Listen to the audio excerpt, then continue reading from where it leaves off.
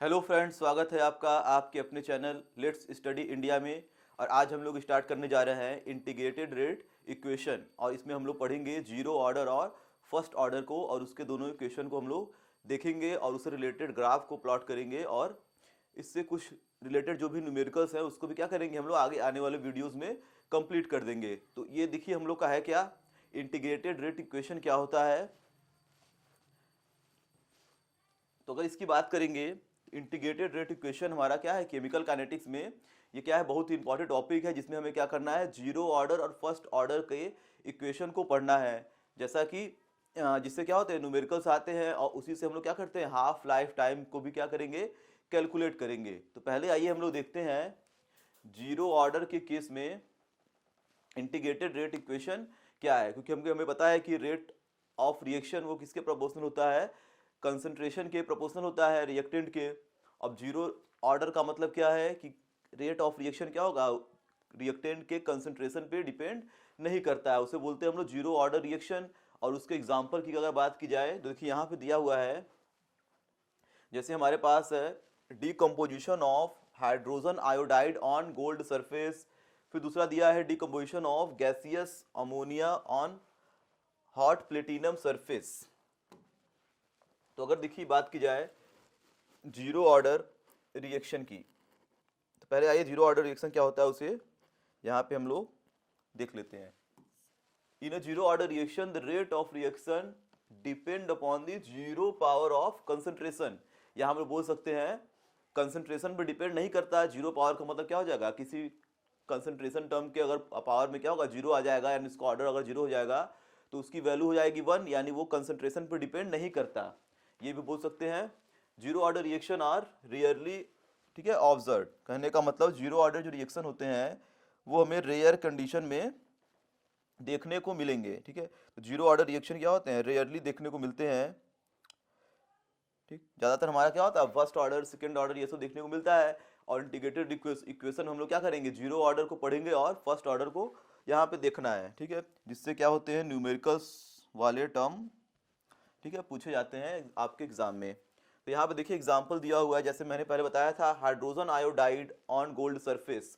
ठीक, अब इसके डिकम्पोजिशन की बात करें, देखिए हाइड्रोजन आयोडाइड के अगर हम लोग दो मॉलिक्यूल्स को,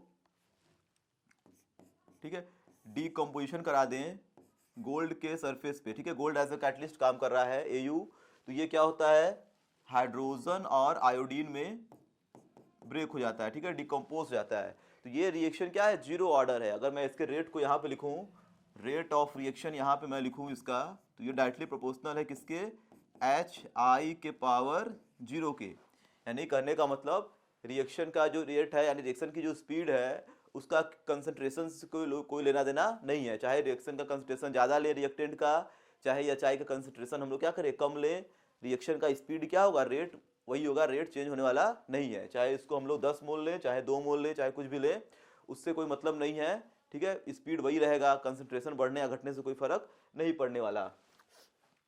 इसी तरीके से दूसरा एग्जांपल दिया हुआ है आप लोगों का यहाँ पे, decomposition of gaseous ammonia on hot platinum surface. अगर मैं बात करूँ अमोनिया की, तो NH3 अगर डिकम्पोज होगा तो क्या देगा, नाइट्रोजन, ठीक, नाइट्रोजन गैस और हाइड्रोजन गैस में ये क्या होगा सेपरेट हो जाएगा, यानी N2 प्लस, ठीक, H2। तो यहाँ पे मैं लगा दे रहा हूँ 3, तो ये दोनों गैस में अलग हो गया। ठीक, इसके लिए कैटलिस्ट क्या यूज करते हैं, प्लेटिनम। तो ये भी रिएक्शन, अगर मैं इसके रेट की बात करूँ, रेट ऑफ रिएक्शन ये भी किस पे डिपेंड कर रहा है, NH3 के जीरो पावर पे, यानी इसका भी कंसंट्रेशन से कोई लेना देना नहीं है। यानी रेट हमारा वही रहेगा, कंसंट्रेशन चाहे बढ़ाएं चाहे घटाएं। यानी अमोनिया का जो डिकम्पोजिशन होगा उसका स्पीड क्या होगा, वो एक ही तरह रहेगा, उसी स्पीड से डिकम्पोज होगा, चाहे इसका कंसंट्रेशन हम लोग ज़्यादा करें चाहे कम करें, चाहे बढ़ाएं चाहे घटाएं, इसके डिकम्पोजिशन का स्पीड क्या होगा, चेंज होने वाला नहीं है। स्पीड का मतलब उसका रेट। अब देखिए हम लोग इसके इक्वेशन की जब बात करेंगे इंटीग्रेटेड इक्वेशन की, तो यहाँ पे देखिए एक हम लोग जनरल इक्वेशन लेते हैं, कोई भी ले सकते हैं, जैसे आप लोगों का दिया हुआ है यहाँ पे, ठीक है, इंटीग्रेटेड इक्वेशन ये पूरा। तो आइए इसको हम लोग अपने तरीके से इसे क्या करते हैं, सॉल्व करते हैं और इसे समझते हैं। तो देखिए जब बात करेंगे एक जनरल इक्वेशन की, ठीक, जैसे हम लोग ले लेते हैं कोई भी जनरल इक्वेशन, जैसे हमारे पास क्या है A2B बन रहा है, ये हमारे पास क्या है कोई जनरल इक्वेशन, और इसका ऑर्डर क्या है, जीरो ऑर्डर है। तो जीरो ऑर्डर के लिए, ठीक है, तो ये मान लीजिए हमारा जीरो ऑर्डर कोई इक्वेशन है, तो इसमें हमारा क्या होगा, हमें पता है कि जो रेट ऑफ रिएक्शन है वो डायरेक्टली प्रोपोर्शनल होता है A⁴, ये तो हमें पता है। लेकिन अब यहाँ पे जब प्रोपोर्शन हटाते हैं तो क्या लगता है, एक कांस्टेंट लग जाता है, ठीक, उसे बोलते हैं के, ठीक है, रेट कांस्टेंट जिसे बोलते हैं कि क्या है, रेट कांस्टेंट है। तो ये हमारा पास यहाँ पे लग जाएगा। अब देखिए जो रेट कांस्टेंट है, ठीक है, के, अब बात करेंगे रेट ऑफ रिएक्शन, तो हम लोग जैसे रेट ऑफ रिएक्शन कैसे लिखते थे, change in concentration with respect to time. तो अगर मैं यहाँ पे रेट ऑफ रिएक्शन लिखूं, ठीक है, और ये रिएक्टेंट के केस में है, यानी रेट ऑफ रिएक्शन क्या है, ये रिएक्टेंट के केस में है, यहाँ पे हम लोग शॉर्टकट में इसको हटा देते हैं, केवल लिख देता हूँ मैं रेट, तो ये भी कोई दिक्कत यहाँ पे नहीं है, चाहे रेट लिखे चाहे रेट ऑफ रिएक्शन लिखे, समझ जाइएगा। तो ये रिएक्टेंट के केस में ये होता है, ठीक है। तो रेट के लिए अगर रिएक्टेंट की बात कर रहे हैं तो क्या हो जाएगा, dA/dt, क्योंकि रिएक्टेंट का कंसंट्रेशन क्या होता है, घटता है, तो यहाँ पे लगेगा माइनस, ये हो जाएगा के A⁴। हमें पता है किसी नंबर के पावर 0 का मतलब क्या होता है, 1, तो ये हमारा A⁴ क्या बन जाएगा, 1 बन जाएगा। तो ये टर्म खत्म, तो क्या बचेगा, माइनस dA/dt इक्वल टू के, ये हो गया 1। अब मैं इसे इधर भेज दूं तो क्या आ जाएगा, माइनस dA/dt इक्वल टू क्या हो जाएगा, के, ठीक है, dt, या dt कहाँ चला गया, उस तरफ। देखिए हमें ये चीज मिल गया। अब क्या करेंगे, इंटीग्रेटेड इक्वेशन लिखने के लिए क्या करते हैं, इस इक्वेशन को दोनों तरफ से क्या करेंगे, हम लोग इंटीग्रेट कर देते हैं। तो आइए पहले इसको कर देते हैं हम लोग इंटीग्रेट दोनों साइड, तो जाएगा माइनस, ठीक है, dA इक्वल टू के कांस्टेंट है, तो ये जाएगा क्या, dt। अब देखिए यहाँ पे ध्यान देना है कि जो हम जनरल इक्वेशन लिए हैं उस इक्वेशन में कंसंट्रेशन क्या क्या है। तो जैसे मान लीजिए हमारे पास जनरल इक्वेशन है, इसमें अगर मैं बात करूं, ये A2B बन रहा है, ठीक। अब मान लेते हैं कि at time t equal to 0, यानी जब रिएक्शन स्टार्ट नहीं हुआ है तो इसका कंसंट्रेशन क्या मान लेते हैं, A0, ये तो 0 है, ठीक है। इनिशियल का मतलब क्या है, A0 इनिशियल कंसंट्रेशन को दिखा रहा है A के। अब मान लीजिए कुछ टाइम बीत गया, यानी आफ्टर t टाइम इसका कंसंट्रेशन क्या हो गया, AT, ठीक है, कुछ चेंज हो गया, और ये क्या होगा, ये हमारा मान लेते हैं कुछ, ठीक है, बन गया x बन गया, y बन गया, उससे लेना देना नहीं है। तो ये क्या होगा, A0 से कुछ t समय बाद क्या होगा, AT हो गया, ये कुछ हमारा क्या होगा, बन गया। या तो हम लोग ऐसे लिख सकते हैं, AT को क्या लिख सकते हैं, A0 माइनस x, यानी A0 में से कुछ मोल क्या हो गया, निकल गया, और जो निकला वही क्या होगा, B यहाँ पे फॉर्म हो जाएगा, तो मान लेते हैं BX बन गया। तो यहाँ पे देखिए है क्या कि जो A का कंसंट्रेशन है वो A0 से बढ़ घट के क्या हो जा रहा है, AT हो जा रहा है, वो तो घटेगा ही क्योंकि चेंज हो रहा है कुछ ना कुछ। और जो B का कंसंट्रेशन है वो 0 से बढ़ के क्या हो गया, x हो गया। और टाइम की बात करें तो टाइम क्या है, 0 से बढ़ के कितना हो गया, t हो गया है। तो अगर मैं इन सबको लिमिट की तरह यूज करूँ इस रिएक्शन में, तो यहाँ पे क्या बन जाएगा, देखिए जो कंसंट्रेशन है A का वो क्या हो रहा है, वो A0 से AT की तरफ जा रहा है, और जो टाइम है वो क्या हो रहा है, 0 से t की तरफ जा रहा है। तो अब इस इक्वेशन को मैं अगर इंटीग्रेट कर दूं, ठीक है, इसी लिमिट को लगा के, तो यहाँ पे क्या बन जाएगा, देखिए हमें क्या पता होता है, अब देखिए dx का इंटीग्रेशन करेंगे तो क्या आएगा, ये केवल x आएगा।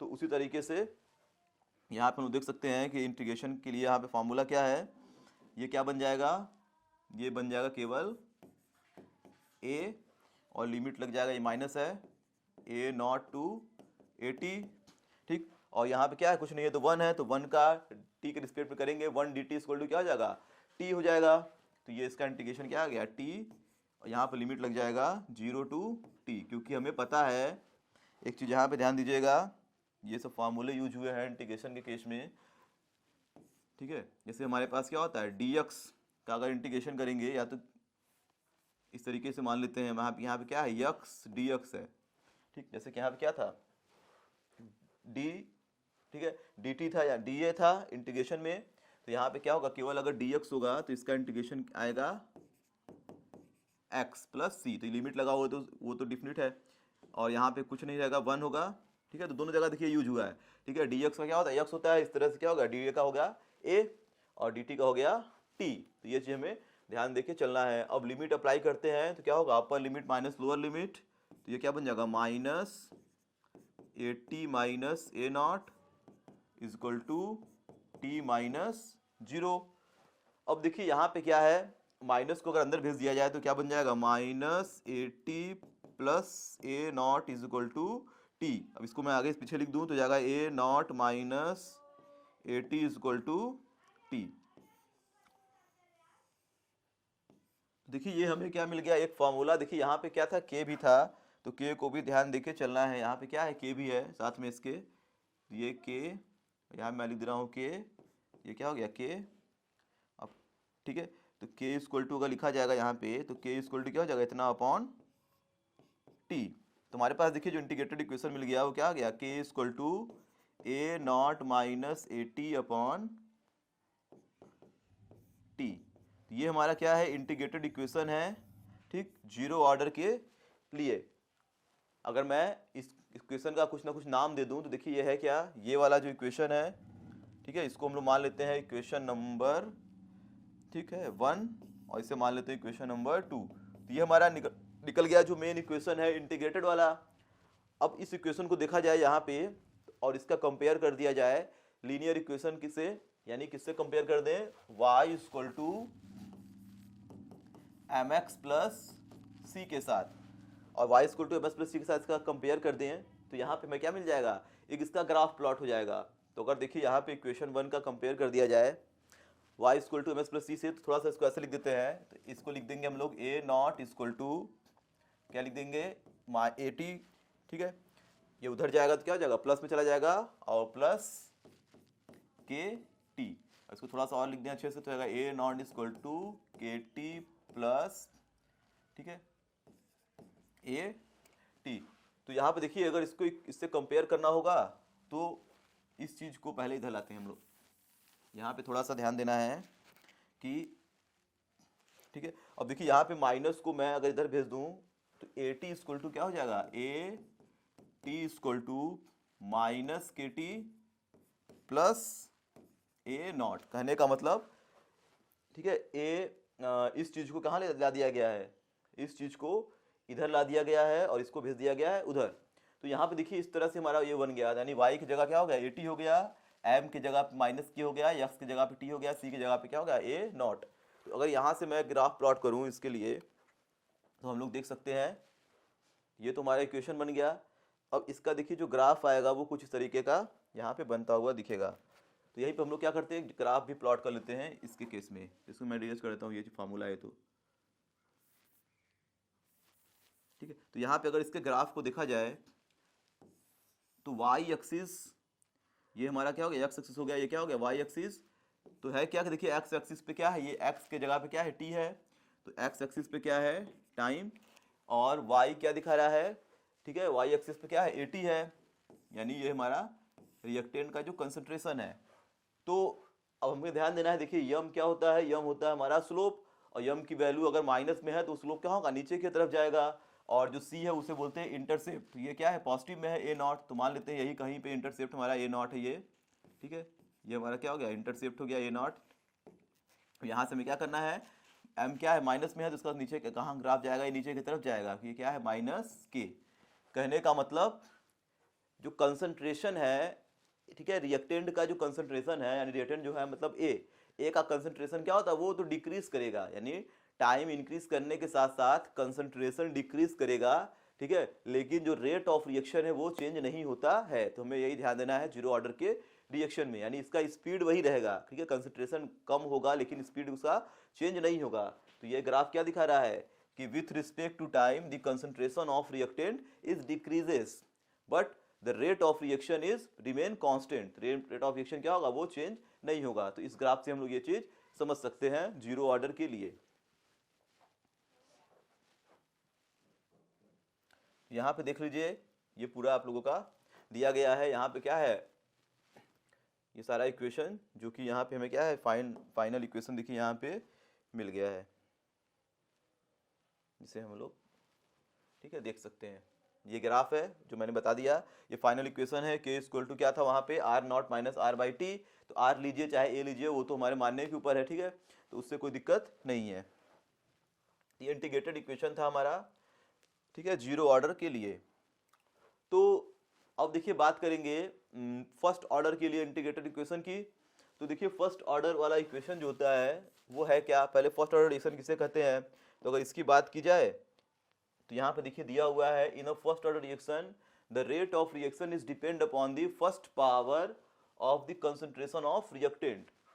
कहने का मतलब रिएक्टेंट में चाहे जितने भी, ठीक है, चीजें हो, कहने का मतलब रिएक्टेंट चाहे एक हो चाहे दो हो चाहे तीन हो, उससे लेना देना नहीं है। जो रेट ऑफ रिएक्शन होगा वो रिएक्शन के क्या होगा, रिएक्टेंट के किसी एक ही पावर पर डिपेंड करेगा।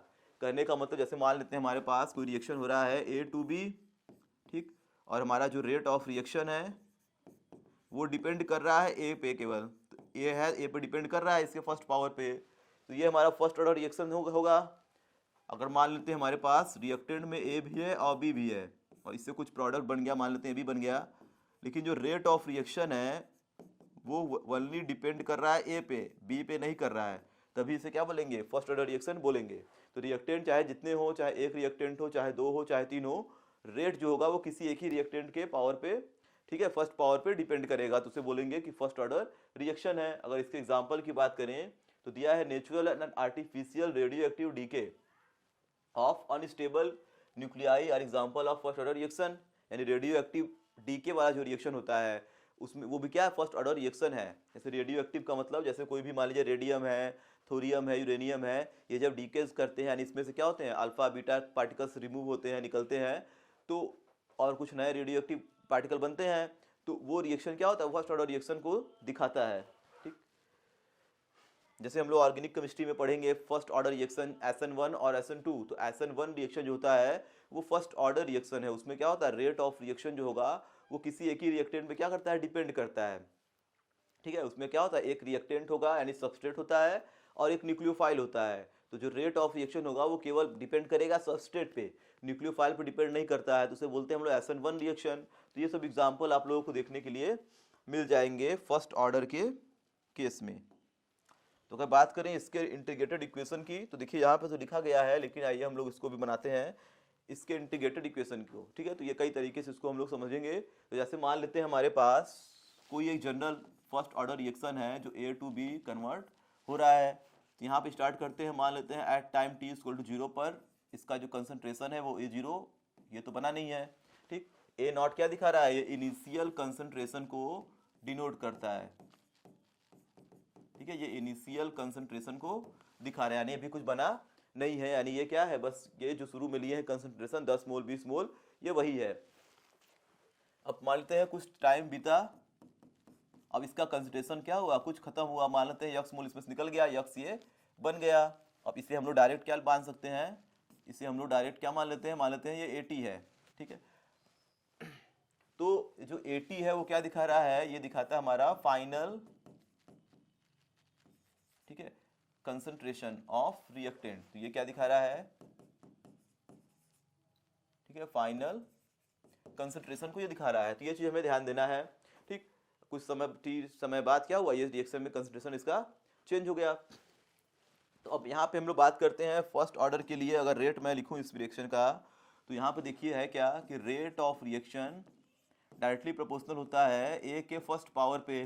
तो फर्स्ट पावर चाहे लिखे चाहे लिखे, पावर तो 1 है ही, ठीक है, 0 यहाँ पे नहीं है। तो अब यहाँ पे होगा क्या, तो अब रेट इक्वल टू प्रोपोर्शनल हटाएंगे तो आ जाएगा हमारा रेट कांस्टेंट के, और ये बन जाएगा ए। अब ये रेट को कैसे लिखते हैं रिएक्टेंट के लिए, तो क्या हो जाएगा dA/dt, ठीक, इज इक्वल टू के, और ए तो रहेगा ही। ठीक, तो ये चीज हमें ध्यान देके चलना है यहाँ पे। अब देखिए बात करते हैं, हम लोग टी को उधर भेज देंगे, तो क्या आ जाएगा माइनस dA इक्वल टू, ठीक है, तो क्या हो जाएगा के, ये हो जाएगा A dt। ये कुछ इस तरीके का बड़ा इक्वेशन क्या हो गया, बन गया। लेकिन हमें क्या करना है, t वाले टर्म को एक तरफ भेज देते हैं, a वाले टर्म को एक तरफ भेज देते हैं।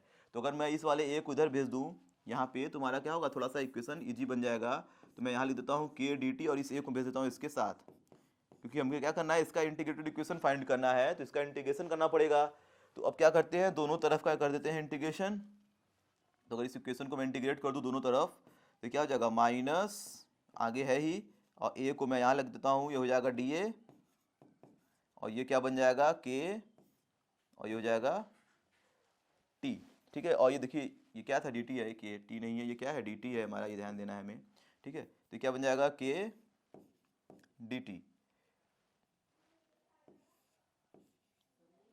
ठीक है, तो देखिए यहाँ पे है क्या, अब टी वाले टर्म को एक तरफ भेज दिया गया, ठीक है, और ए वाले टर्म को मैंने भेज दिया एक तरफ। अब यहाँ पे करना है लिमिट अप्लाई। तो देखिए लिमिट क्या है यहाँ पे, तो मैंने पहले बताया था जीरो ऑर्डर वाले में कि ये क्या चेंज हो रहा है, ए नॉट से ए टी, ये जीरो से टी में चेंज हो रहा है। ठीक है, तो लोअर लिमिट क्या लिखेंगे, ए नॉट से ये कन्वर्ट किस में हो गया, ए टी में, और ये कहाँ चेंज हो गया, टाइम जीरो से टी में। अब देखिए है क्या कि 1/x dx क्या होता है, log x, तो ये कन्वर्ट हो जाएगा किसमें, log x में, यानी मैं लिख देता हूँ फार्मूला कौन सा यहाँ पे यूज हुआ है। तो इंटीग्रेशन का ये फार्मूला है 1/x dx इक्वल टू क्या होता है, log x। ठीक है, ये log का बेस क्या है, e है। ठीक है, ये नेचुरल log है, बेस टेन वाला log नहीं है। तो 1/x dx इक्वल टू क्या होता है, log x, तो ये भी क्या है 1/a dA इक्वल टू क्या हो जाएगा, log a हो जाएगा ये। तो ये हमारा जो इंटीग्रेशन है वो चेंज होने के बाद क्या बन गया, माइनस लॉग ए। ठीक, अब मैं यहाँ पे लिमिट अप्लाई कर देता हूँ, ए नॉट टू 80, और ये कन्वर्ट किस में हो गया, अब हमें पता है कि 1 का इंटीग्रेशन करेंगे, ठीक है, 1 dt का क्या होगा, टी होगा। तो ये तो क्या बन जाएगा, केवल और केवल टी, और इसको भी अप्लाई कर देंगे लिमिट टी, ये क्या हो जाएगा 0 to t। अब यहाँ पे लिमिट को जब पुट करेंगे तो देखिए क्या बन जाएगा, तो ये आ जाएगा हमारा माइनस, ठीक है, upper limit minus lower limit हो जाएगा log 80 minus log a is equal to K. अब टी की जगह टी रखेंगे तो क्या आएगा, टी माइनस जीरो। एक बार टी की जगह टी रखेंगे, टी की जगह क्या रखेंगे, जीरो पुट करेंगे। अब मैं माइनस को अगर अंदर भेज दूं तो आगे आ जाएगा ए नॉट, माइनस को अगर अंदर भेज दिया जाए तो ये हो जाएगा प्लस, ये हो जाएगा माइनस, तो ये बन जाएगा log A naught minus log 80 is equal to K T. अब देखिए इस इक्वेशन को यहीं पर रोक देते हैं और इससे ग्राफ प्लॉट करने की कोशिश करते हैं। ठीक है, फर्स्ट ऑर्डर इक्वेशन के लिए। तो देखिए ग्राफ जब भी प्लॉट करेंगे तो कंसंट्रेशन वर्सेस टाइम, कौन सा concentration, final concentration versus time के बीच में हम लोग ग्राफ प्लॉट करेंगे। तो वहां पे क्या था, 80 था, यहाँ पे क्या है log 80 है, तो log 80 को उधर रखते हैं और उसको भेज देते हैं हम सारे टर्म को उधर, या तो कहने का मतलब इधर उधर भेजते हैं, इसको लाते हैं इधर। तो ये हमारा क्या बन जाएगा, एक इक्वेशन हम और लिखते हैं, देखिए बन जाएगा log 80, अगर मैं इसको उधर भेज दूं तो ये तो हो जाएगा पॉजिटिव, और इसको उधर ला दूं तो ये निगेटिव हो जाएगा, तो ये हो जाएगा minus K T plus log a not. तो ये कुछ इस तरीके का बन गया। इससे मैं कंपेयर कर देता हूँ y equal to M X plus C वाले इक्वेशन से, जो कि लीनियर ग्राफ है हमारा। ठीक है, लीनियर का इक्वेशन है। तो देखिए यहाँ पे जो ग्राफ बन के आएगा आप लोगों का, यहाँ पे टाइम वर्सेस, ठीक है, कंसंट्रेशन जो कि क्या है लॉग में लिया गया है। तो ये भी ग्राफ देखिए क्या है, एम हमारा माइनस के है, तो स्लोप इसका क्या है, माइनस में है। ठीक, जो इंटरसेप्ट है वो क्या है, पॉजिटिव में है, लॉग ए है, तो ऊपर जाके क्या चलना है, फिर नीचे आएगा स्लोप हमारा। तो ये भी ग्राफ क्या होगा, पहले वाले जीरो ऑर्डर की तरह ही बनने वाला है। तो ये हमारा क्या है, लॉग ए नॉट, और स्लोप क्या है, निगेटिव है, तो ये क्या हो जाएगा माइनस के। तो कहने का मतलब कंसंट्रेशन क्या होगा, टाइम के साथ साथ डिक्रीज करेगा, लेकिन वो डिपेंड किस पे करेगा, केवल और केवल फर्स्ट ऑर्डर पे, यानी रिएक्टेंट के किसी एक ही पावर पे वो डिपेंड करता है। तो वैसा ही ग्राफ यहाँ भी है जैसा कि जीरो ऑर्डर में था, यानी रेट ऑफ रिएक्शन, ठीक है, यानी कंसंट्रेशन जो होगा वो क्या होगा, टाइम के साथ साथ डिक्रीज करता है। तो ये चीज हमें ध्यान देके चलना है। अब मैं इस इक्वेशन को मान लेता हूँ इक्वेशन नंबर, ठीक है, 1, क्योंकि इसका अभी आगे यूज होने वाला है। एक इक्वेशन तो ये बन गया। अब इक्वेशन 1 को थोड़ा सा क्या करें हम लोग, और चेंज करके एक और ग्राफ प्लॉट करने की कोशिश करें। तो देखिए होता क्या है यहाँ पे, अगर मैं यहाँ पे आऊँ फ्रॉम इक्वेशन 1 से, और इस इक्वेशन को ऐसे लिख दूँ फ्रॉम, ठीक है, इक्वेशन 1, और इक्वेशन को देखिए ये है क्या, देखिए फॉर्मूला क्या होता है, log a minus log b equal to क्या होता है, log a बाई b। अगर मैं यहाँ पे फॉर्मूला अप्लाई करूँ log a minus log b का, इसको सीधे लिख सकते हैं हम लोग log a बाई b, यानी a naught minus 80 is equal to क्या आ जाएगा, के टी। ठीक, तो अगर मैं इसके बीच में ग्राफ प्लॉट करूँ log A naught by A T equal to K T, कहने का मतलब time versus change in concentration with respect to initial concentration, यानी जो फाइनल कंसंट्रेशन में चेंजिंग आ रही है वो इनिशियल के ठीक है प्रेजेंस में वो कितना आ रहा है। तो इसके बीच में अगर मैं ग्राफ प्लॉट करूँ, इसको मान लेते हैं हम लोग इक्वेशन नंबर 2 और इसमें ग्राफ प्लॉट करने की कोशिश करते हैं, तो देखिए इसका ग्राफ कैसा बनेगा। तो देखते हैं हम लोग इसके ग्राफ की बात अगर करें तो देखिए है क्या कि इनिशियल कंसंट्रेशन के रिस्पेक्ट में जो फाइनल कंसंट्रेशन है वो क्या होगा, वो इसमें अगर देखेंगे ग्राफ तो यहाँ पे देखिए इंटरसेप्ट नहीं है, ये क्या है केवल y, इसको मान लेते हैं, इसका कंपेयर अगर कर दें y equal to M X plus C से, तो ये जो हमारा पूरा क्या हो गया y हो गया, ये दोनों क्या हो गया mx हो गया, m की जगह k हो गया, x की जगह क्या हो गया t और प्लस c, तो यहाँ पे c कुछ नहीं है, c क्या है जीरो मान लेते हैं, कुछ नहीं है। तो अब मैं यहाँ पे ग्राफ प्लॉट करने की कोशिश करूँ तो देखिए यहाँ पे ग्राफ कैसा बन के आएगा, तो ये हमारा हो गया टाइम और यहाँ पे y के एक्सिस पे क्या है log A naught by A T है, इंटरसेप्ट यहाँ पे क्या है कुछ नहीं है, c की वैल्यू क्या है जीरो है, तो इंटरसेप्ट अगर जीरो होगा तो कहाँ से स्टार्ट करते हैं जीरो से, जीरो का मतलब यहाँ से स्टार्ट करना शुरू करेंगे। और हमारा जो k है यानी यम जो है स्लोप, वो स्लोप क्या है k है, तो k की वैल्यू क्या है पॉजिटिव, बाकी जगह पे क्या था k था निगेटिव, तो वो नीचे जा रहा था, अब जीरो से कहाँ जाएंगे ऊपर की ओर जाएंगे, यानी ये ग्राफ कैसा बनेगा, ये बनेगा अपवर्ड डायरेक्शन में ये ग्राफ जाने वाला है, यानी ये ऐसे बनेगा।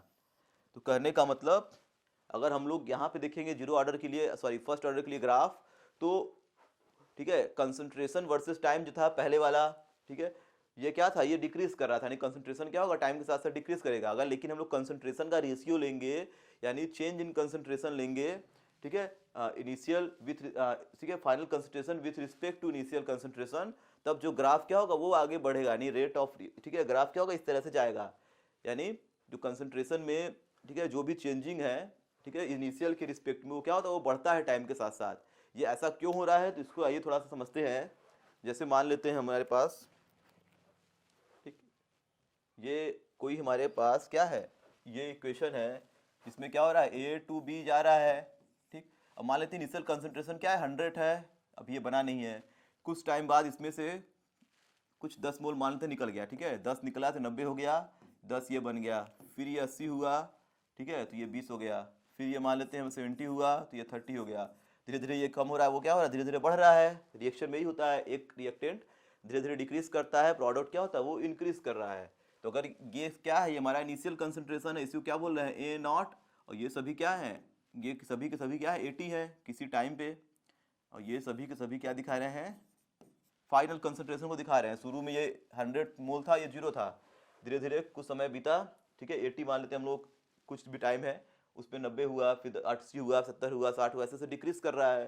तो अगर मैं बात करूं ए नॉट बाई 80 की अलग अलग केसेस में, तो शुरुआत में देखा जाए तो क्या है 100/90, ठीक फिर उसके बाद क्या हो रहा है ये हो गया 100/80, फिर कुछ देर बाद 100/70, कुछ देर बाद फिर आएंगे फिर आओ जगह 100/60, यानी इनिशियल के रिस्पेक्ट में ठीक है जो फाइनल कंसंट्रेशन है वो धीरे धीरे क्या हो रहा है घट रहा है। लेकिन अगर दोनों के रेशियो की बात करें तो रेशियो में देखते हैं तो क्या होगा, यहाँ पे अगर रेशियो की बात करेंगे तो ये 100/90 है, ये क्या है 100/80 है, तो नीचे की वैल्यू जितनी कम रहेगी वैल्यू टोटल क्या होगी बढ़ जाएगी, तो ये वाला क्या होगा ये वाला कम होगा, ये उससे अधिक, ये उससे अधिक, ये उससे अधिक, और आगे आएंगे तो उससे अधिक होगा। नीचे की वैल्यू अगर ऊपर का कांस्टेंट है नीचे की वैल्यू जितनी कम रहेगी तो रेशियो क्या होगा वो ज़्यादा आएगा, ठीक है। तो इसीलिए क्या था उसमें जो ग्राफ था जब हम लोग यहाँ पे ग्राफ प्लॉट किए थे लॉग ए नॉट बाई 80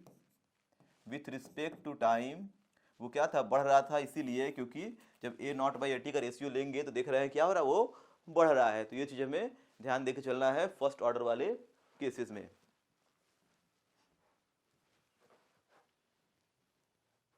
अब देखिए जो मेन हमारा इक्वेशन बन के आएगा फर्स्ट ऑर्डर का, क्योंकि हम लोग अभी तक कहाँ तक पहुंचे हैं, यहाँ पे एक इक्वेशन मैंने बनाया था यहाँ पे, ठीक है log A naught minus log ठीक है 80 इक्वल टू के टी, तो ये तो इक्वेशन मैंने बना दिया था। और एक इक्वेशन बनाए थे हम लोग इसके पहले अपॉन वाला, एक था हमारा log A naught by 80 is equal to K T, ठीक है। लेकिन देखिए जो न्यूमेरिकल्स होते हैं ज़्यादातर हमारे फर्स्ट ऑर्डर के केस में पूछे जाते हैं, और इस फार्मूले का अप्लाई नहीं करेंगे न्यूमेरिकल के केस में। अगर मैं इस फार्मूले को ऐसे लिख दूं K T is equal to log A naught by A T और इस टी को भेज दिया जाए नीचे तो के इजक्वल टू मेन इक्वेशन क्या बन के आएगा 1/t log A not upon A T. तो एक इक्वेशन तो ये बन के आता है, ठीक है। लेकिन ये लॉग क्या है, ये जो लॉग मैं लिख रहा हूँ इसका बेस है ई, ये हमें ध्यान देके चलना है। लॉग बेस ई को क्या बोलते हैं, एल एन भी बोलते हैं, यानी इसका बेस क्या है ई है, जिसको हम लोग बोल सकते हैं एल एन। लेकिन इससे काम नहीं होगा क्योंकि हमें जो भी क्वेश्चन आएंगे वहां पे लॉग का बेस क्या होगा 10 होने वाला है। तो यहाँ पे हम ध्यान देना है कि एल एन इक्वल टू क्या होता है 2.303 लॉग बेस 10, यानी लॉग बेस टी को क्या लिखेंगे, ठीक है, जो लॉग बेस ई है उसको एल लिखेंगे और एल को अगर हम लोग लॉग बेस 10 में चेंज करेंगे तो इतना से मल्टीप्लाई करना पड़ेगा। तो इस इक्वेशन को अगर इस फॉर्म में लिखें तो क्या बन जाएगा के इक्वल टू, ठीक, यहाँ पे क्या होगा इसको चेंज कर दिए तो क्या हो गया 2.303 अपॉन टी, ये हो जाएगा log base 10 A not upon A T, जो कि क्या है सबसे इंपॉर्टेंट इक्वेशन होने वाला है इस पूरे चैप्टर का बोल सकते हैं, ठीक है। तो इस इक्वेशन का यूज सबसे ज़्यादा होने वाला है। तो ये हमारा क्या हो गया मेन इंटीग्रेटेड इक्वेशन है फर्स्ट ऑर्डर के लिए, जिसका हम लोग क्या करेंगे यूज करेंगे क्वेश्चन को लगाने में, ठीक है। कभी कभी क्या करता है कि एक्सपोनेंशियल फॉर्म में इक्वेशन दिया होगा, तो आइए उसको भी देख लेते हैं। जैसे मान लेते हैं हम लोग एक इक्वेशन है कोई भी 3 मान लेते हैं, इससे कुछ भी। अब इस इक्वेशन से अगर एक्सपोनेंशियल वाला इक्वेशन बनाते हैं, ठीक है, तो ये देखिए मेन इक्वेशन है जहां से न्यूमेरिकल पूछते हैं लगाने के लिए, ठीक। अब इसी से हम लोग क्या करेंगे आगे भी क्वेश्चन लगाएंगे। अब देखिए अगर इस इक्वेशन में लॉग को उधर भेज दिया जाए तो ये क्या बन जाएगा A naught by A T. हमें पता है कि जब लॉग जाता है क्या दूसरे तरफ जाएगा इक्वल के, तो कहाँ चला जाएगा वो ई में चेंज हो जाएगा और बाकी जो चीज़ें वो चले जाएंगी पावर में। तो ये क्या करेगा, ये हो जाएगा लॉग बन जाएगा ई के टी, यानी लॉग इधर जाएगा तो बन जाएगा ई, इसे बोलते हैं हम लोग एक्सपोनेंशियल फॉर्म। और ये के टी कहाँ चला जाएगा पावर में चला जाएगा उसके, या इसको ऐसे भी लिख सकते हैं